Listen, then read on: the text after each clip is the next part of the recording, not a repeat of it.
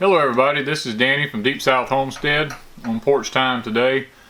We've been talking about homesteading and the things that beginning homesteaders or new homesteaders or people that's starting to expand homesteading, some different aspects that we need to look into to make sure that we get things set up exactly the way we need them set up to be the most efficient way to set them up. And always remember, when I tell you these things,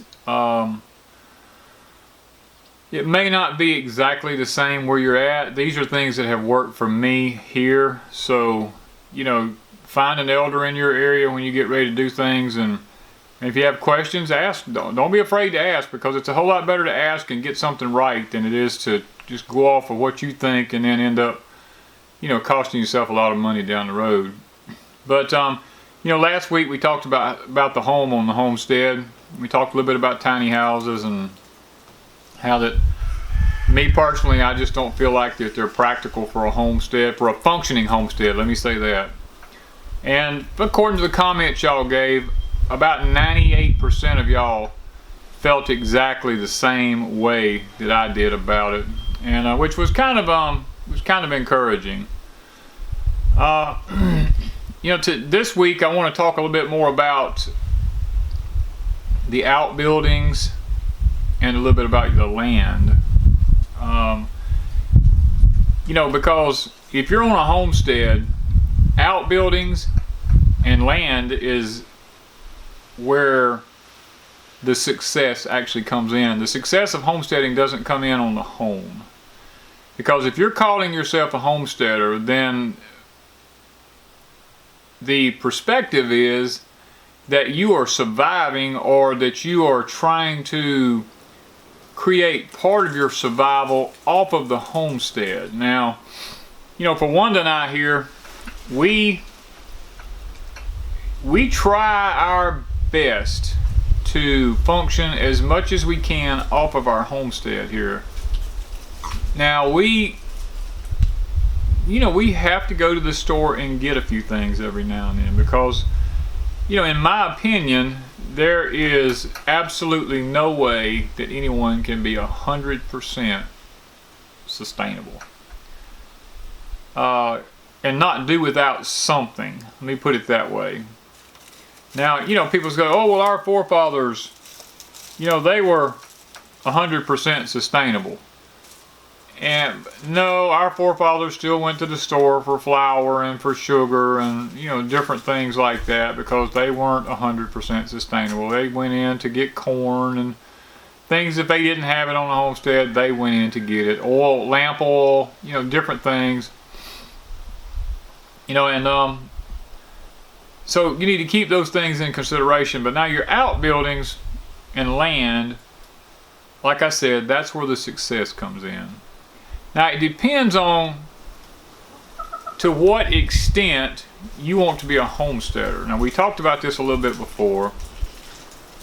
If you're planning on raising large animals of some sort, like say cows and stuff, then you're going to need, from my experience, because I used to raise cattle, I had almost 30 head at one time.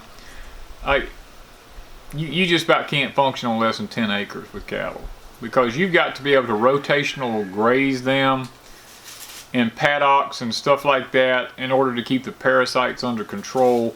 And that's just for one animal. Now, if you've got goats and sheep, yeah, you can do it on a little bit smaller acreage, but still you've got to take into consideration you have to rotational graze those animals.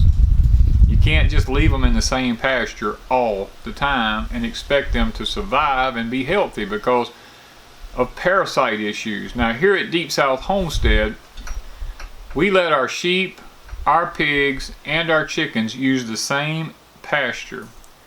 And with my experience is, one animal takes care of the other animal's parasites. And the parasite, we have not had a crossover parasite issue. As a matter of fact, I have never, in all the years of doing anything here at Deep South Homestead, had to worm. And I live in a hot climate where most people are worming continually. I've just learned that in the food chain, there's certain things that work certain ways, and if you let animals free range together, usually one animal compensates for the other animal. Now there are some animals that, don't get me wrong, there are some animals that will cross-contaminate with worms, so you have to be really careful about that. I mean, like if you put horses and goats together, I used to have a dairy farm here for goats, and you couldn't put horses here because horse manure has a form of tetanus in it that will affect goats, and they'll get tetanus from it. So there's some things that you just have to keep into consideration and just not do unless you're willing to worm the fool out of your animals, and which is something I never did, because if I'm going to drink the milk from something, I'm not going to give it some sort of parasite injections or porons and all this kind of stuff. I just believe that here where we live at, I've worked it out to where we don't have the parasite issue. Now, like I was mentioning, depending on what size homestead you're interested in or what type of animals you're interested in raising. Now, if it's going to be rabbits and chickens, you can get by with an acre, and you can function pretty well on an acre with rabbits and chickens, because you can move your chickens with some electric fencing around. You can let your chickens do your gardening for you. When the garden's over, you can just turn them chickens loose in it and let them do the plowing for you. They eat up the insects. They fertilize the garden. So, you use chicken tractors. We do those here on the homestead here. We use a lot of chicken tractors, and, we move our chickens around. Most of my chickens, on Deep South Homestead, I have my chickens and one that has her chickens. My chickens, I let free range. Now, they get all up in the yard and all around the edges of the house, around the edges of the barn, all out in the fields and everything during the off-growing seasons of winter time. Because winter times is when the bugs like to hibernate up under the leaves and up under the edges of things, and those chickens, they go through and predominantly they do a lot of insect cleaning. So, here in probably another week or so, we're going to have a big freezer camp day for all the free range chickens, and they'll be they'll be going to freezer camp because in a couple of weeks we'll be planting, and I can't have them running loose and planting at the same time. But now Wanda's chickens are the layers. They are predominantly, they stay in the pen unless she wants to go out, and she monitors them. She opens the door and lets them out to eat around the pens, and in a small area there around where they live at, they'll stay right there. They don't usually roam off too far. And then all you got to do is just shake a little feed and they run right back in the pen. So that's what they're used to, and that's her system, because that way they get some free ranging and then they get to be fed at the same time.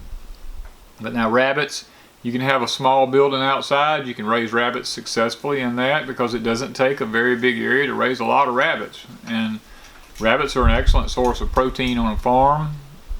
They're quick raisers.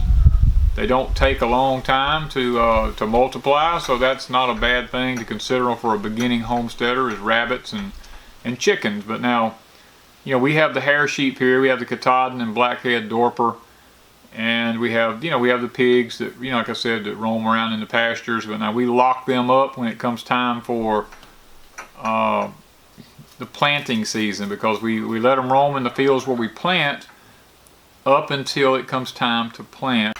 Or if we're deer hunting, then we keep them out of the fields for during deer season, so that our deer will come in and we can take some wild game, and that adds to the food source on the homestead here. So that's a little bit about that. And depending on the kind of animals you want to raise is going to depend on the number of acres that you're going to need on your homestead. Here I had close to 40 acres at one time, and now we're down to 10. And 10 really pulls it to the limit as far as being able to be sustainable, because probably, I don't know, I'm going to guess around 2 to 3 acres of our land is gardens, and then we got a lot of it's wooded, and then we have the remaining amount is for pasture for the animals to move around and graze in. So 10 acres really pulls it to the limit. Now there's some of my land that I could use for grazing or for foraging for the pigs. If I had the money to go ahead and put some fencing up, then I could I could utilize a little bit more of my land. But the part that's got the timber on it right now, we use for firewood, or we use for squirrel hunting, or you know, deer hunting, things like that. We leave it specifically for that right now. But if needed, I could move the pigs and the sheep over. The sheep would browse on all the young trees and stuff, and the pigs would eat the acorns and stuff that fall under the trees and root for the grubs and stuff in the soil. Now, you know, talking about outbuildings, any homestead has got to have outbuildings to be a sustainable, you know, to be a sustainable homestead. Our forefathers, like I mentioned in our last talk, they built the barns, most of them, before they ever built a home.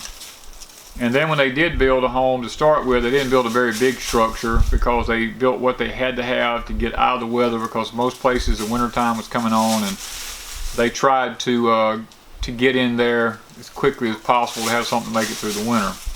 If y'all hearing all this noise in the background, my chickens, they have to be wherever I'm at. So I hope the leaves rattling is not too distracting in the background, because what they're doing is they're up here around the house, like I told y'all. They're foraging for insects and stuff in the soil to help keep bugs down from multiplying here around the house.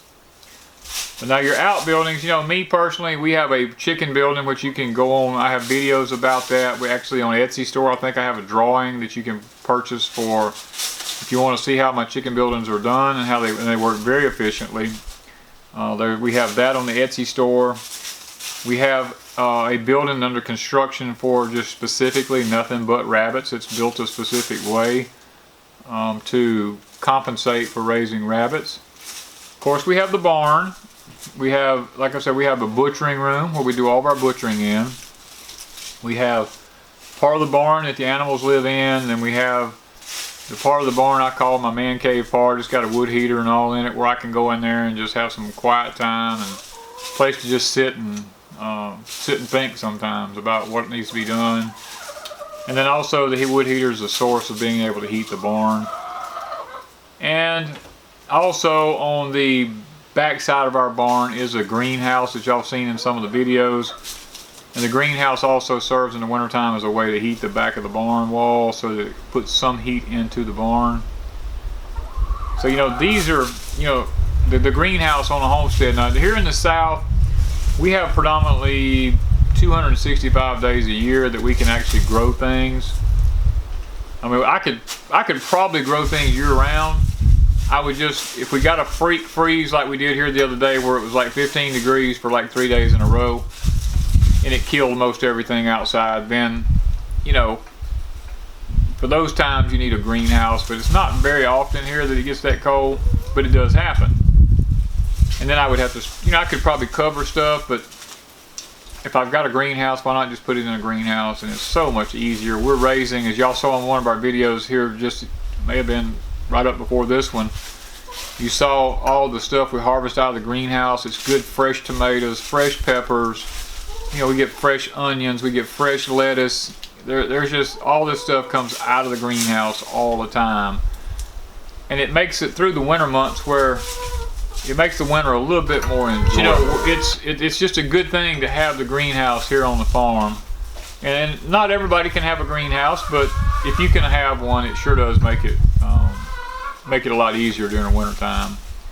And, you know, we have the corral system behind the barn. See, corral systems are just as important as an outbuilding. Now, if you live up north, and you know, up north and down south is going to be different in the outbuildings. Down here, we don't have to have anything fancy or anything super structural, because as long as we've got good posts in the ground and got some hurricane clips on it, then you know, we don't have to worry about it too much. My chickens are all over the place here. So but you know, so we don't have to worry about snow loads and things like that like y'all up north do. You have to have a little bit better structures up there to withstand the snow loads. But down here, you know, the corral systems, you know, the old saying goes, you can either handle an animal or the animal can handle you. And that's the way it is with pigs or sheep or anything like that we have here. We have the corral system so that there's gates and pens and chutes and all this kind of stuff. If we need to have somebody needs to come buy one and it needs to be moved off the homestead, we can load it up. We can run it into a specific pen, run it up into a chute and run it right into a trailer. There's not a lot of stress on the animal. There's not a lot of stress on the people trying to handle the animal, because they have really a limited amount of space where they can function. And I have a squeeze chute inside my barn. We can put the sheep in the chute and run them inside the barn and lock them down in there, and basically do what we need to do with them without creating a lot of stress on you or the animal. See, these are things that need to be taken into consideration before you start to purchase animals. Is, do I have things set up so that when I bring these animals here, do I have good fencing on the place so that I can handle my animals and handle them easily, or will my animals actually handle me? Because there's nothing any more frustrating than literally having an animal run you to death, because they will do it. And it just makes it so miserable. And then when you get to be my age, you have to take the things into consideration, like, I'm not going to run an animal. I don't get out and run. I physically can't get out and run anymore.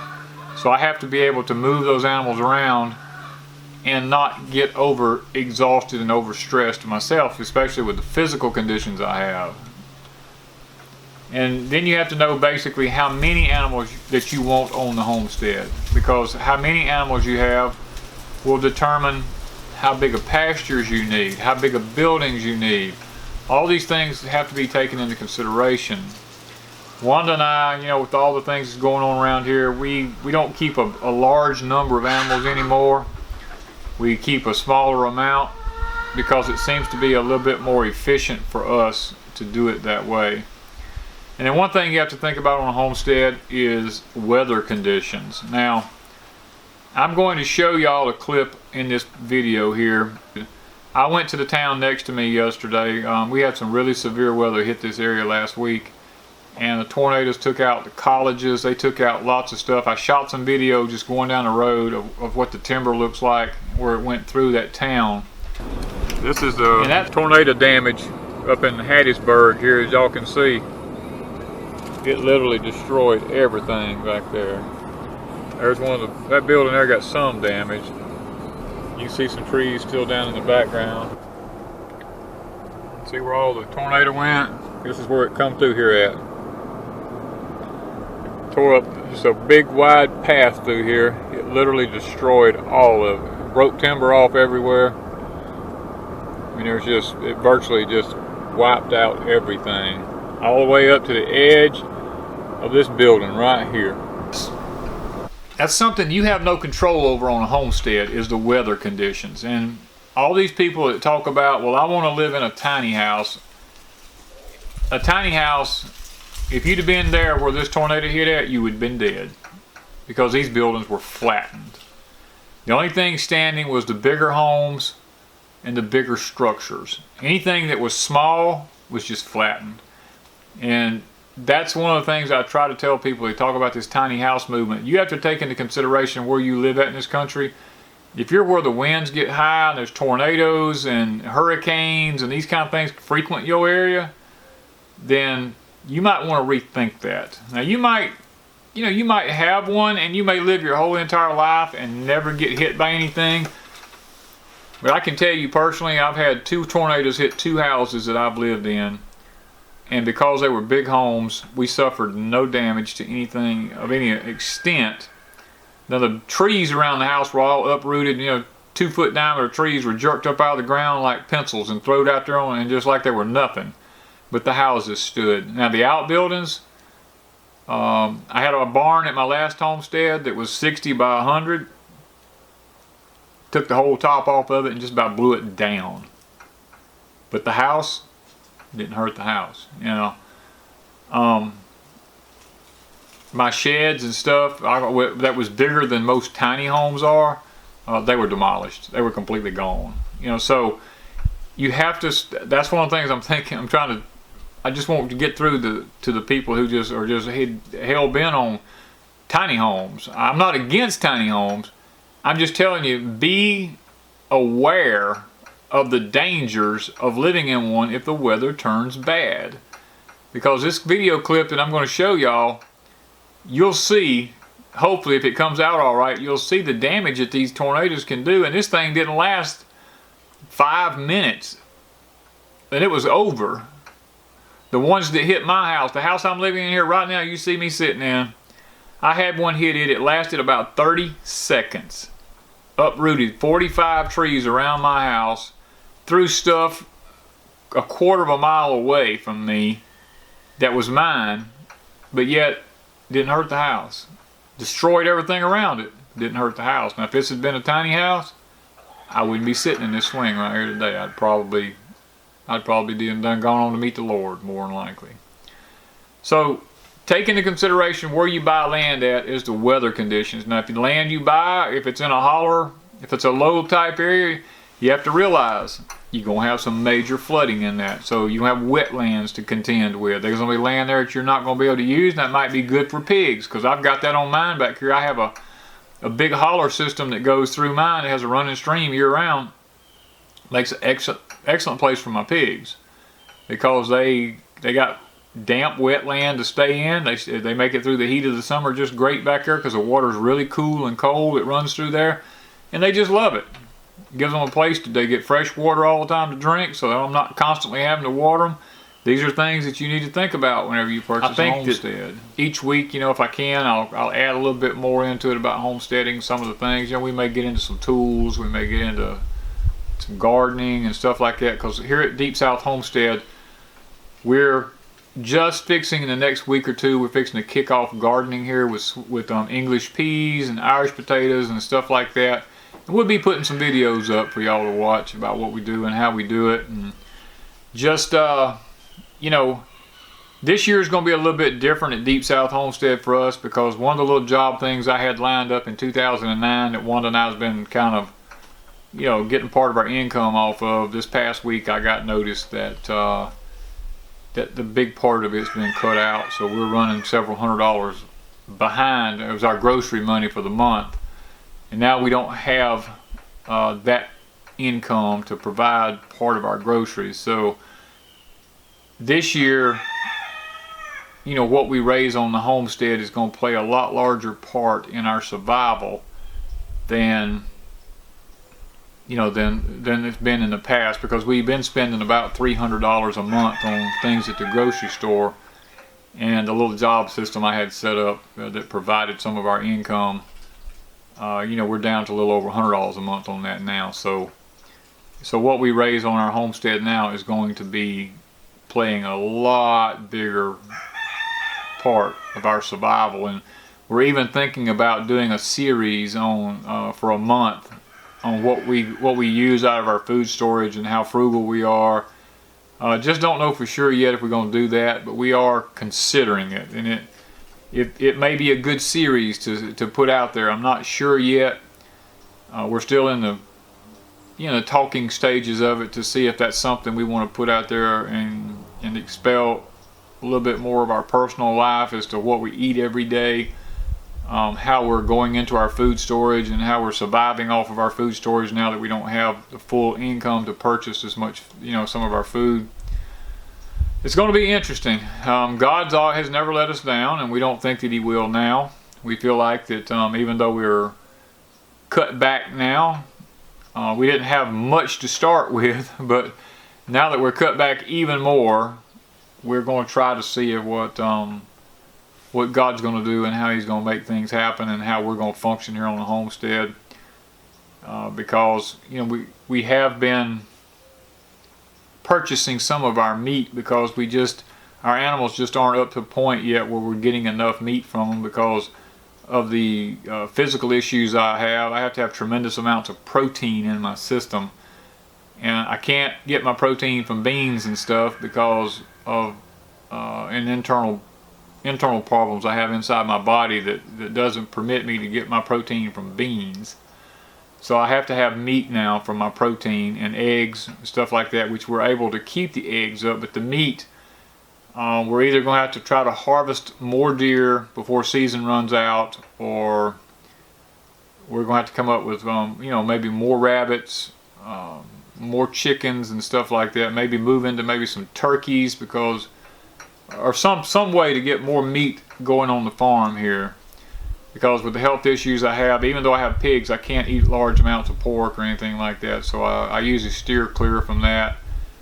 and just use them basically to clean the land for me and keep down rodents and problems like that. So it's going to be an interesting year to see how things go now that we're having to depend off of our homestead even more, because you see, that's one of the things I've been trying to, I guess the point I've been trying to get out there. When I use the word life-changing events, I'm not talking about the end of the world. I'm talking about physical issues. I'm talking about the situations like's happened to us now, where part of our income that we really depended on and was set aside specifically for groceries has now been almost depleted. So these are the things I'm talking about when I say on a homestead a life-changing event takes place. For some people it's going to be health issues. For other people it's going to be financial issues. For some people it's going to be natural disasters. You know, there's going to be all types of life-changing events, and it all depends on how you respond to them. So hopefully in these upcoming video series that we may do on how we live off the land, a little bit more frugal now, these series will help y'all understand a little bit more about how it can be done on the homestead. So that's enough for today. The video's got long enough, so I'm gonna cut it off here and say thank y'all for watching, and thank you from Deep South Homestead.